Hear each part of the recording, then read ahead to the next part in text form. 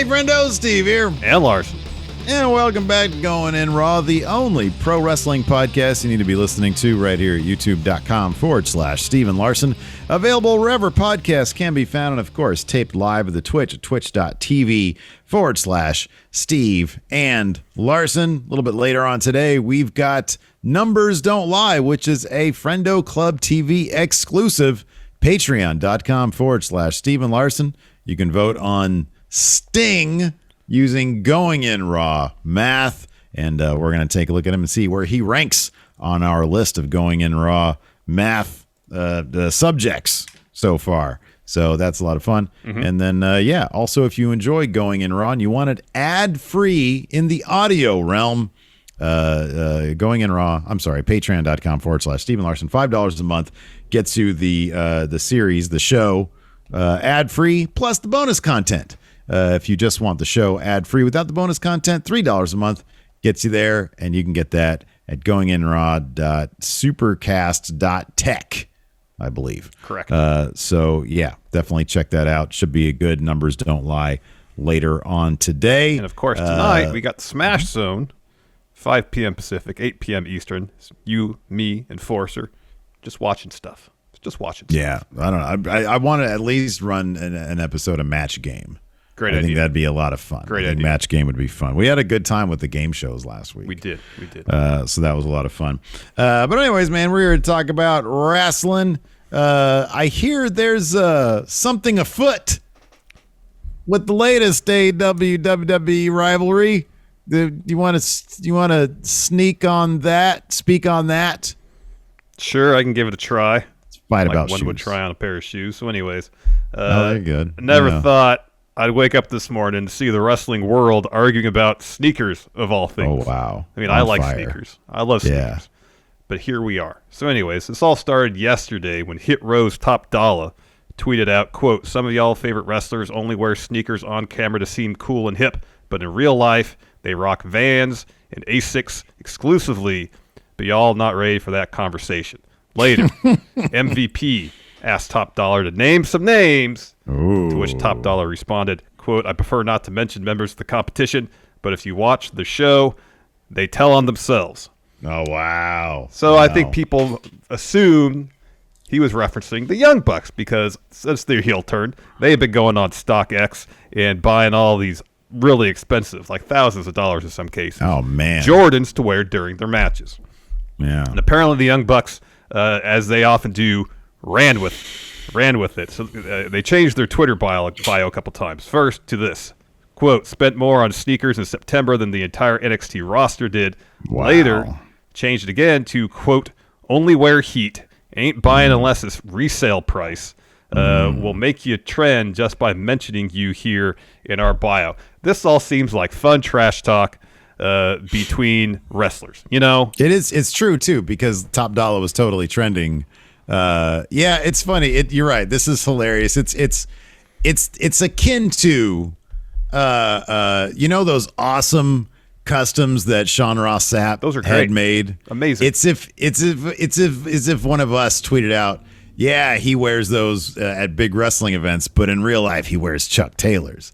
And then he changed his bio to I spend more on sneakers than Going In Raw did. All of last year I spent more in a month, which might actually be true. I don't know how much those customs cost, but probably a pretty penny because they look pretty awesome. They're pretty amazing, yeah. And then, of course, people in the wrestling community who are prone to take things too far, take it too far. I'm not going to name names, but you know who you are, and you're putting on the clown makeup, acting like, oh, how dare he? How dare he talk about shoes? This is a millionaire, by the way, because if I'm not mistaken, Top Dollar was a former NFL player. Probably made over $1 million this time there. Making big money now, probably in the WWE because he got drafted to SmackDown. Harmless shots to other millionaires. I know. And they're all laughing about it because it's all in good fun. Exactly. I mean, if you're on board with Tony Khan talking a little trash to WWE, be on board with this, you know? Yeah, exactly. This is just some friendly trash talk, and that's all it is. Yeah, and it's pretty fun. Take it further than that. I think if you take it further than that, you're making too much out of something that shouldn't be that much at all. So yeah, I mean that's part of like the Young Bucks thing is they spend all this money on these shoes, and they wear them during their matches. They get blood on them. They seemingly don't care. They get some Travis Scott Jordan 1s, but thumbtacks. They ruin a pair of like $1,000 shoes, and that just plays into like Seth, Becky, going back even further. Heels wear really expensive and often cases really outlandish, over the top outfits to flaunt their wealth and status. And the Young Bucks, in this case, now take it a step further by doing that, and then in moments going out of their way to ruin those things. You know? Yeah, it's good stuff. What it is. No, it's good stuff, man. I want to tell this story really quick while we're on the subject of shoes, man. I had the best birthday this year in recent history of all my recent birthdays. This last one was one of my favorites because not only did you come over, and here's the thing, I like to consider myself budget drip, right? Yeah, same. I don't have the money to spend $2,300 on some Travis Scott Jordan 1s. Absolutely. I don't have that kind of money. I have a hard time paying more than retail. But I got something that's priceless. My best friend stopped by for my birthday and showed up with these, because I'm a huge fan of the Air Force Ones. Look at these Air Force Ones right here that he stopped by, because he knew that I was like, holy crap, dude, look at these. These are sick. Look at those right there. Right, look at that right there. My best friend came over to my house. I'm talking about you, by the way. And then on the same day, my wife knew that I wanted these ones. Look at that. And got me these Air Force Ones right here. You got a whole collection of Air Force Ones now. Look at these. I got like and man, I've got, and these are priceless. I mean, it's like $110, but these are priceless because it comes from the heart. Exactly. So I'm all about that stuff, man. You know what? I like Tony Khan's phrase, wear what you like. And shoes. Didn't he coin that phrase? No, he said watch the wrestling. Watch your wrestling. Like that. Yeah. WYW. Speaking of watching wrestling, might be, less wrestling for us to watch the month of December, because apparently WWE may cancel the pay-per-view. So let me ask you a question, Steve. Were you looking forward to TLC this year? No, God, no. It's terrible. Well, sorry to disappoint you, but if Dave Meltzer is to be believed, it's not going to happen. Wrestling Observer himself reporting, and I believe this has since been confirmed by Fightful Select, that there won't be a WWE pay-per-view in December. It was scheduled to be TLC. Instead, we're getting 2 pay-per-views in January. You got the Day 1 show on New Year's Day, I believe, in Atlanta. And then, of course, Royal Rumble, end of January, 29th to be exact, from St. Louis. Good call, yes, 1,000% good call, because they already have too many pay-per-views. You know what? Get rid of the Day 1 in January, too. How about this? Get rid of the one they're going to do in February and March, and go back till you get the Rumble, and then the next thing you get is WrestleMania. Yeah. And then you could do Money in the Bank, and then you do SummerSlam, and they do Survivor and then you do Series. the series, and do one more. Do 6 a year. That's all you need, and just hype up your TV more. Do more themed TV stuff.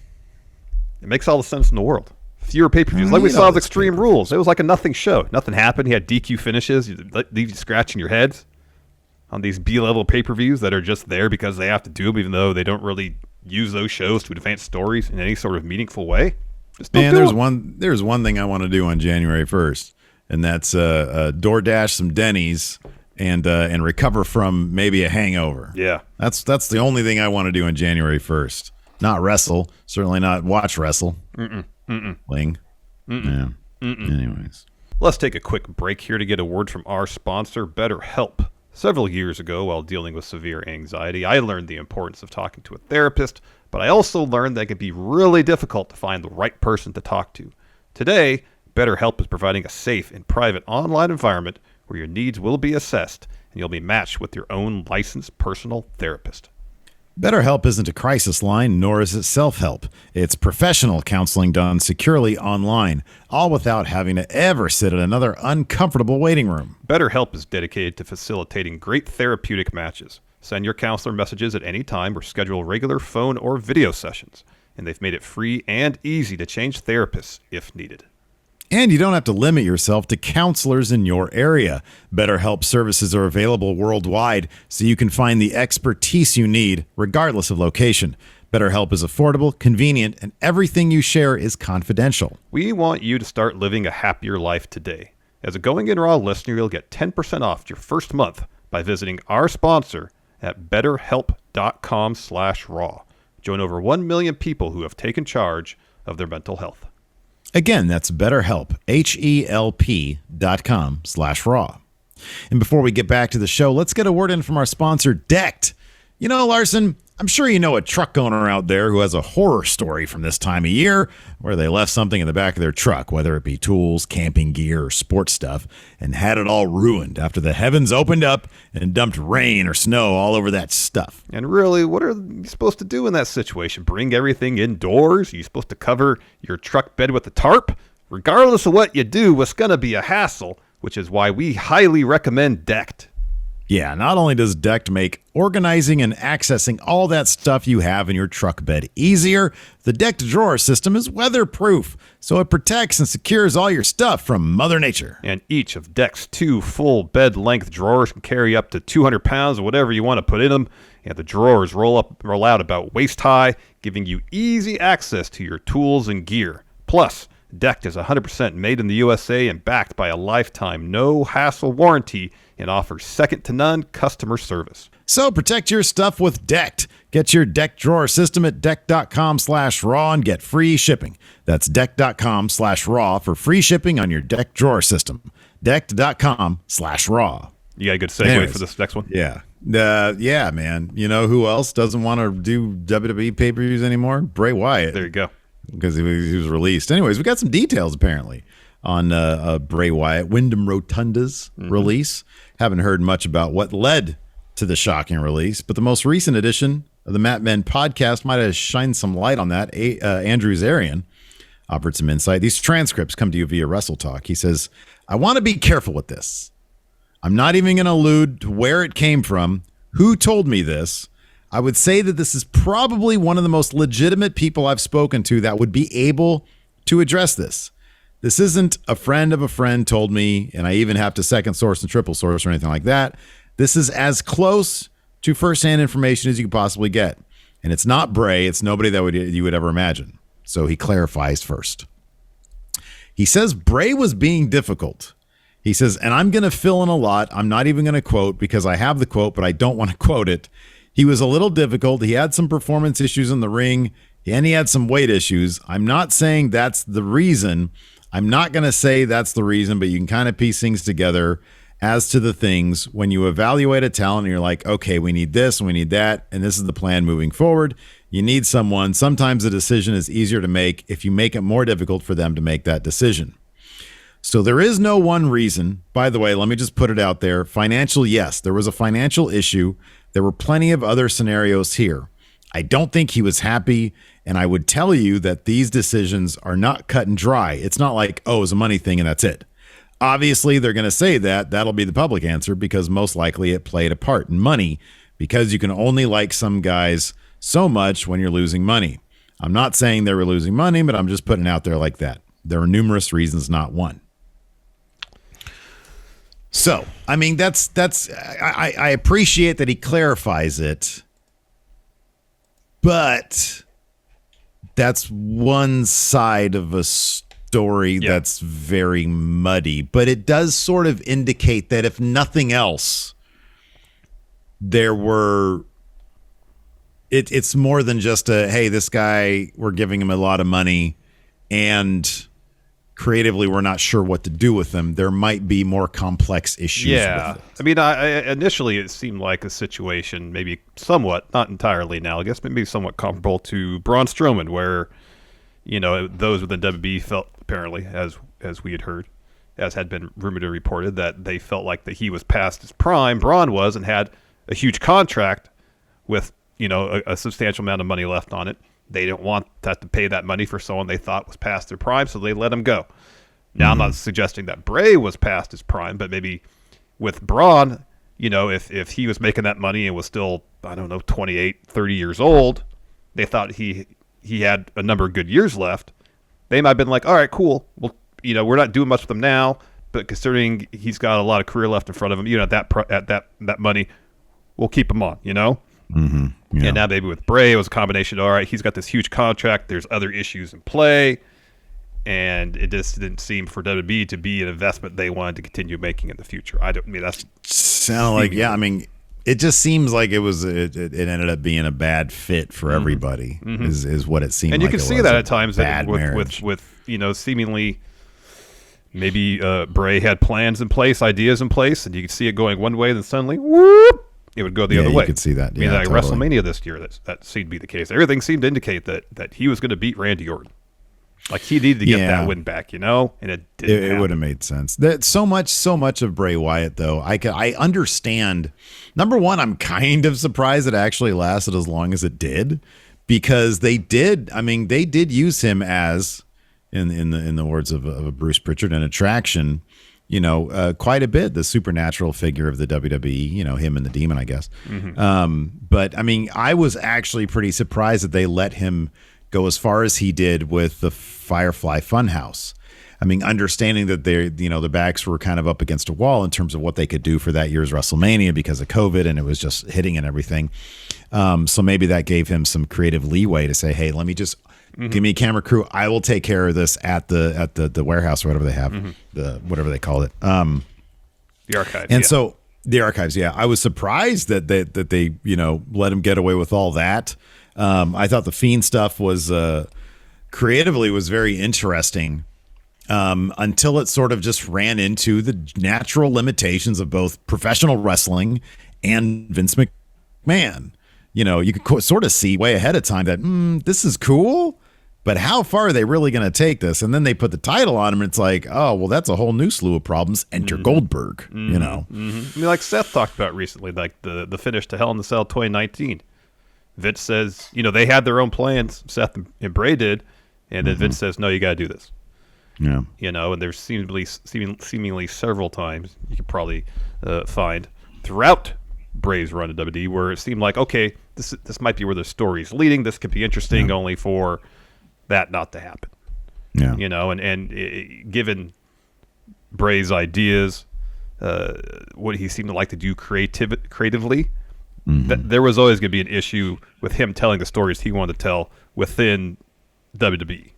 It just there was going to be issues with that, and for a lot of the ideas that he had, it seemed like maybe pro wrestling might not be the best fit. Not to say it couldn't, but might not be the best fit for the stories he was trying to tell. But hats off to him for trying. He was trying. Well, yeah, certainly pro wrestling in a way that's done WWE style. I mean, if he were to go to Impact Wrestling or maybe even AEW, I mean, Impact, you would think, hey, what do you want to do? What do you want to do? And let's try to fit it within. Like, what's your version? What's your vision? Because he is, a second or third generation wrestler. If you ask him, okay, what is your idea for the best story told within the confines of pro wrestling? Because that's what he's known his whole life. I mean, for all we know, he would like to go the Hollywood route. I just don't know how somebody would transition from pro wrestling in terms of the infrastructure needed to get into Hollywood. You need a good agent. You need people willing to take a risk on a guy who spent his career in pro wrestling, regardless of what he did there. That might be a more difficult door to knock down. I don't know. Certainly, you go to Impact Wrestling, you would think, I mean, given what they do over there, they'd open up, and especially they seem to really want the guy. They'd maybe give him carte blanche. But yeah, no, I don't know. Interesting that just seemed to be generally a bad fit towards the end, I guess, for Bray Wyatt and WWE. Yeah, it seems that way. Another Bray Wyatt news, Tony Khan, of course, mentioned yesterday on WFAN that he had spoken to Bray about coming to AEW. But then today, in an interview with the New York Post, he was asked if he'd like to have conversations with Wyndham Rotunda about coming to AEW. And this is what Tony Khan had to say, quote, yeah, I really like Wyndham. I know him a little bit, and I really enjoy him. The last time I saw him was at Chris Jericho's birthday party, and that was a long time ago. I like him as a person very much, and he's a really talented person. At the right time and place, sure, I'd be interested to talk to him. I'm interested to talk to him in general because he's a great person. So I looked up the birthday of Chris Jericho. He was born in November, so that was almost a year ago. All right. That he would have seen him last. So There's the extent of my research. There you go. I'm a journalist now. More than I did. Am I a journalist now? I think so. You did a research. You got a bit of information that enhanced the story. That makes you a journalist now, I think. Yeah. You went to Wikipedia. Look at the information we're bringing you guys here. Look at that. Speaking of information, we got some info on The Rock appearing at Survivor Series. So, Steve, were you looking forward to The Rock appearing on Survivor Series this year? Not really. Well, not really. I hate to break it to you. I know you're going to be disappointed by this news. But if Andrew Zarian is to be believed, it's not going to happen. Because he talked about on the Matt Man podcast today, these transcripts from Wrestle Talk, quote, little update on The Rock. He is apparently in Australia during Survivor Series. Now, does that mean he won't be doing something at Survivor Series? They're definitely going to mention it. They're definitely going to talk about it. There will be maybe a video appearance or something that's planned, but he's not going to be there. And it really looks like the focus has started to moving a Roman Rock match to L.A., of course. That's WrestleMania 39. Zarian continues, I'll say it this way. There are people that are adamant that it needs to take place in Los Angeles. They're adamant. There are certain people that say, no, this match should not happen at Dallas. It should happen in L.A. There's a lot of back and forth happening right now with this, but originally this was happening. Multiple sources from in the company, out of the company, told me the plan was this. Where it goes from here, we'll find out. Well, yeah. I mean, if you want to do it, if the choice is between do it in Dallas and you can't do it all because his obligations are going to look, this dude is moving into the DC universe coming up with the Black Adam movie and the Shazam universe, whatever all that is. So if he might be too wrapped up by the time 2023 rolls around. So if the idea is you can either do it in Dallas, or you can't do it at all, then you do it in Dallas. If you have the choice between Dallas and LA, I mean, maybe he's going to want to promote the DC stuff come 2023 and he'll be more apt to do it there. Maybe Warner's going to be like, hey, man, you're part of the DCU now. You can't do any of that stuff because Black Adam has to fly around and stuff. You need to be able to do physical stuff. We don't want to put that at risk in a silly wrestling match. I don't know where they would see more value in him doing a massive amount of publicity in LA for WrestleMania, or do they see more value in playing it safe? I don't know. Yeah, I don't know either. And of course, we were talking about movie productions. You got to worry about insurance issues, all that. Yeah. That complicates things a great deal. He's an incredibly busy man. He seemingly has multiple projects going on at once. I'm sure just fitting anything into his incredibly busy schedule is going to be tough. I would think the insurance thing would be the biggest roadblock. And again, that always comes down to what's bigger. Him as an entity being able to wield his stroke, or the movie making machine. It all sort of depends on what the bigger power play would be and what they all value.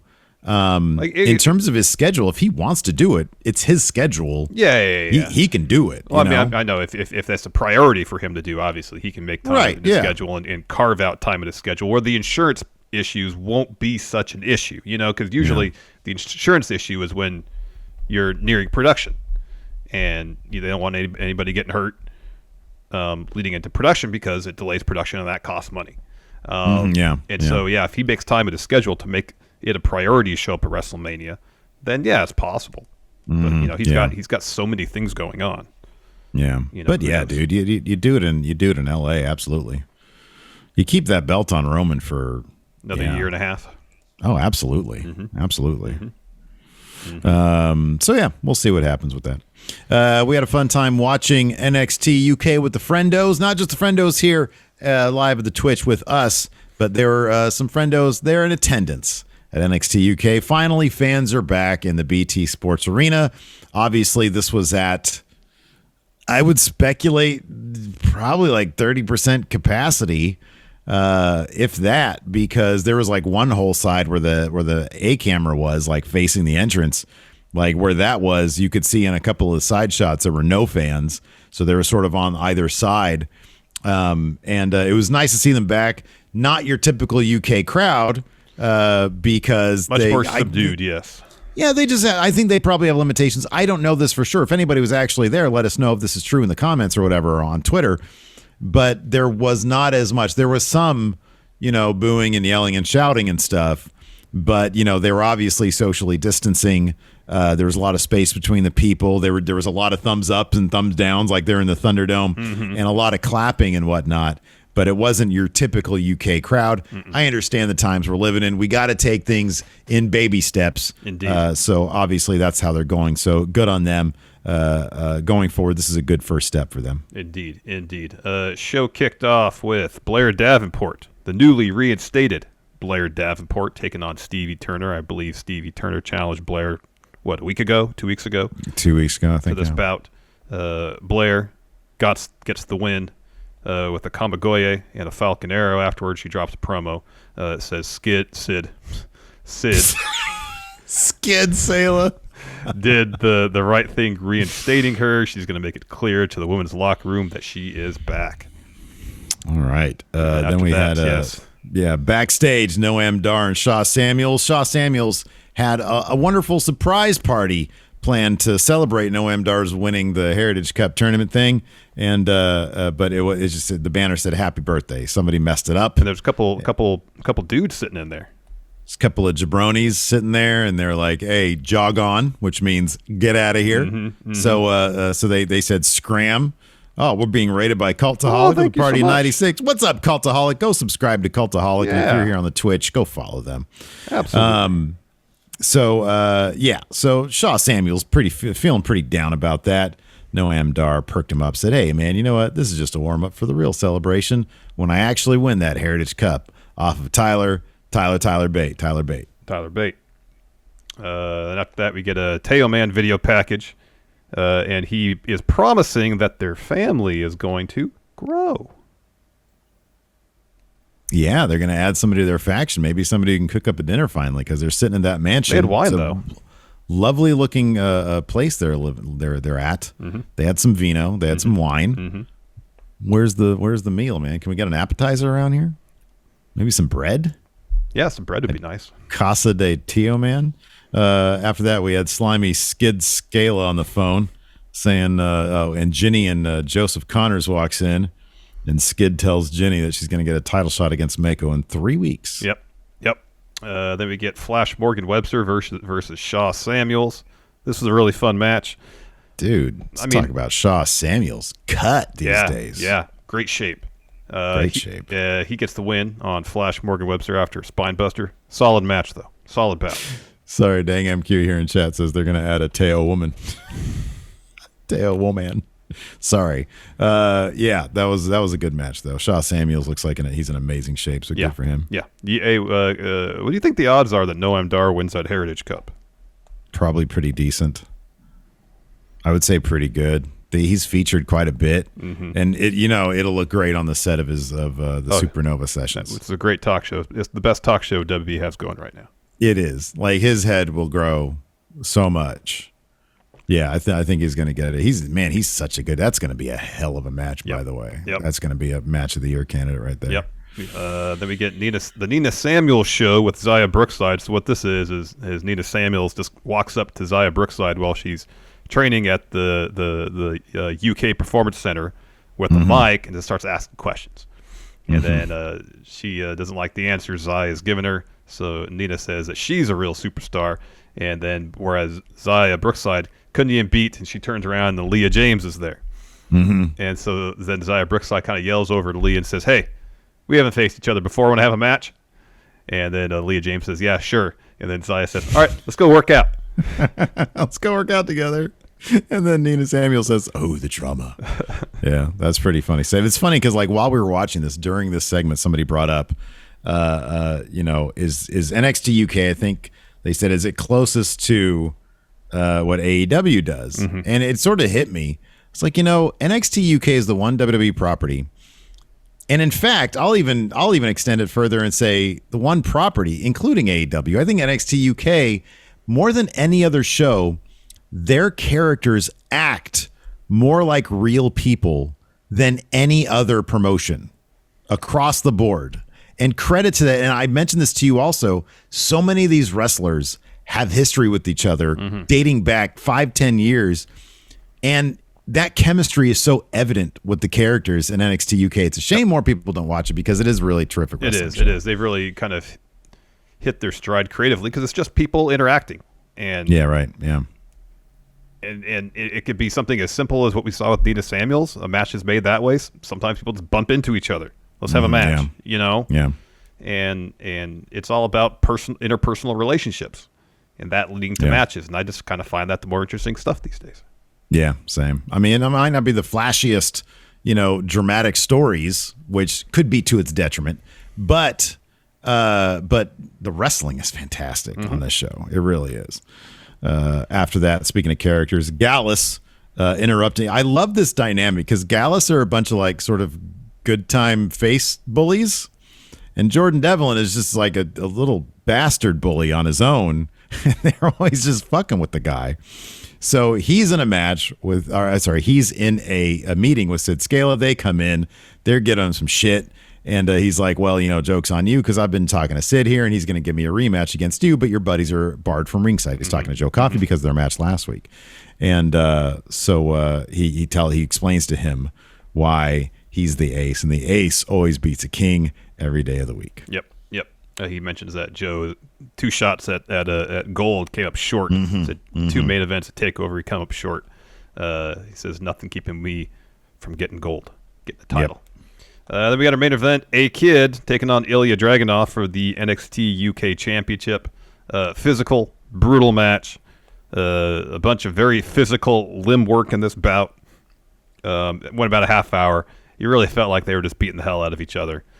Not surprisingly, Ilya retained. He just won the belt, winning after a Torpedo Moscow, but a hell of a showing from A-Kid.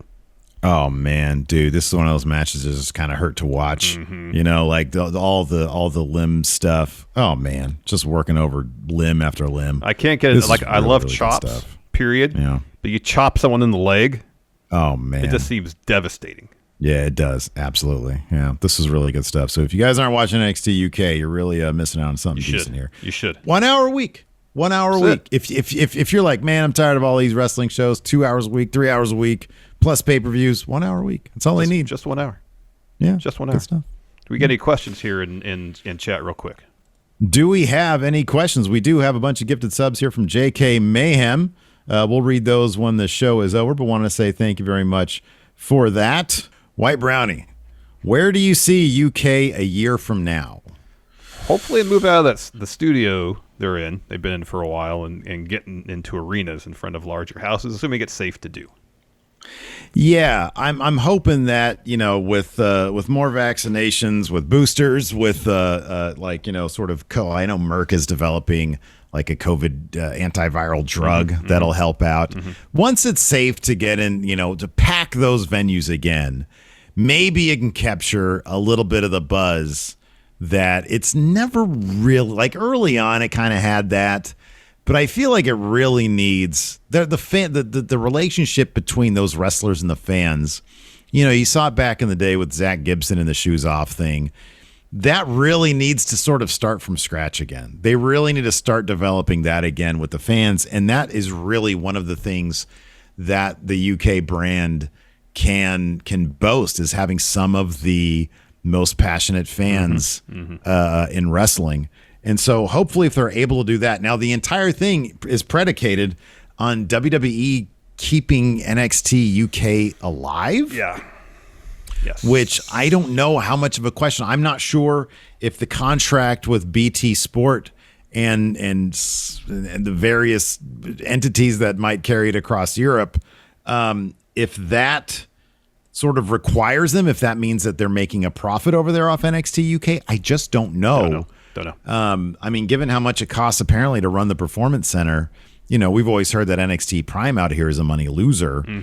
I just don't know, given that there's I know Kaylee Ray got called up to Prime, but we haven't seen her in ages. They seem to maybe want to do something with Walter. Imperium went to Prime. I just don't know how many plans they have for calling people up from UK. And if that's the case, I don't know if they're a moneymaker for the company, if they're going to want to keep them around. Well, I guess it would be. I think they'd be an acceptable money loser if they were developing and bringing up talent that was to Vince's liking. Because I think even NXT, if they're a money loser for the company, if they're developing the talent that Vince wants, and ultimately that talent can make money for the company, I think Vince is fine with it in the long run. But we just don't. I don't know the answer to that question. Yeah. Rozzy says, with the rumors of The Rock going around, where do you honestly see him showing up? It's just really difficult to tell if he is going to. I mean, yeah, he might send a video in for Survivor Series 25th anniversary of his debut.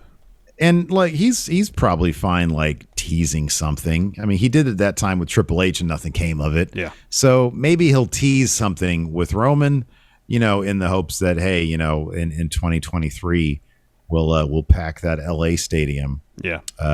For him versus Roman. So yeah, I would think that maybe we'll get some video messages from him, but in person, probably I would doubt we'd see him until later on in like 2022. Maybe he'd make an appearance at SummerSlam 2022. Maybe. I don't know. Maybe. Dangam Q, does NXT UK have a War Games? And if so, who should be in it? Gallus.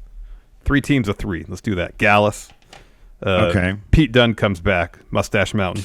Oh, man. British Strong Style. Yeah. Yeah, British Strong Style. Yeah, British Strong Style. Gallus. British Strong Style. And I guess you could say Imperium. If Walter's still around. Oh, that's great. Yeah, that's good. I like that. Those are great teams. Let's see here. King CDM, what is Blair Davenport stealing, not just UK, but WWE? It wouldn't shock me if she actually was one of the next ones to get called up. I would, like, if she had a really short reign in UK and got called up, that wouldn't shock me. Yeah, it wouldn't be terribly surprising, no. Yeah.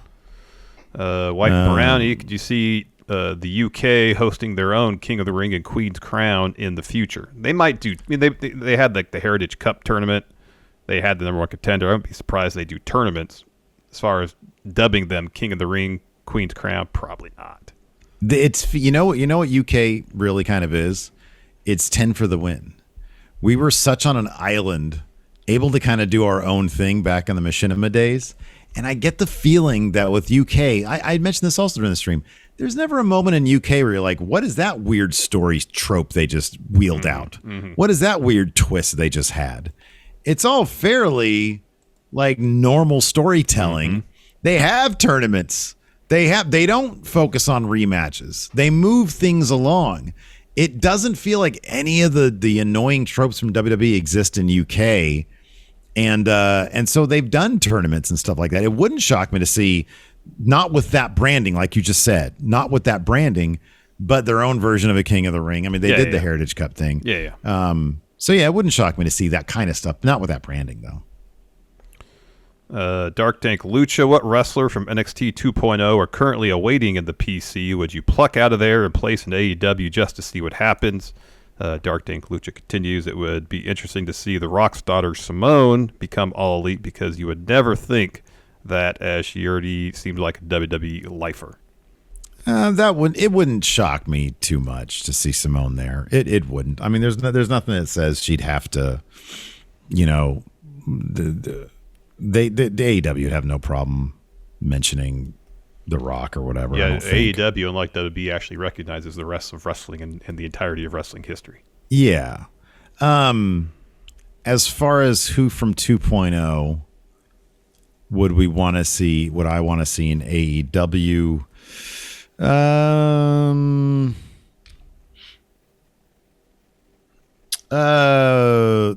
So obviously you couldn't transfer the character, but I'd want to see Tien Shaw. I want to see Mei Ying. In that presentation, I think would work better in AEW, given the way they like that show. Answer. That's a good answer. Versus NXT. I mean, that's just not going to work in 2.0. No. It's just not. No, not at all. Yeah, not at all. All right. Well, anyways, that should do it for the show. Thanks everybody for tuning in. We appreciate it. Until next time, we'll talk to you later. Goodbye.